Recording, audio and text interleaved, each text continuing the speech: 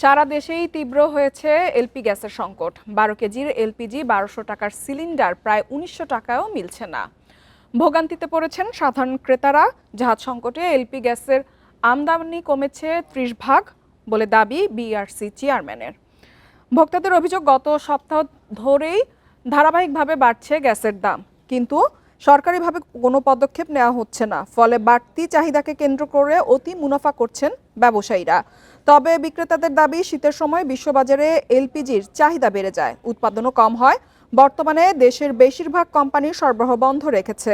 হাতে গোনা কয়েকটি কোম্পানির এলপিজি সরবরাহ করছে, কিন্তু সেসব প্রতিষ্ঠান থেকেই বেশি দামে কিনতে হচ্ছে, যার প্রভাব পড়েছে বাজারে বলে জানান তারা।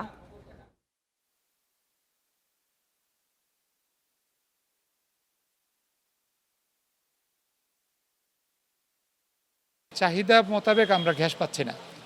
আমরা এসে এসে ঘুরে চলে যাচ্ছি, যেমন আমি লাস্ট 5 দিন ধরে এসে এসে ঘুরে যাচ্ছি। 2টা বোতল লাই সারা গ্যাস দিতে পারে না, পরে একটা কিনছে 1800 টাকায়, এইবার এই চুলে জ্বালাইতে হয়, তাই গাতিটা দেবে কেটা? আজকে এসে আমাদের এই চুলায় গ্যাস নাই। গ্যাস কেন আজকে দোকানে ওদিকে মহাকাল থেকে ঘুরছি, কোথাও নাই। এখানে কলোনি বাজার আইসি, কলোনি বাজারও নাই।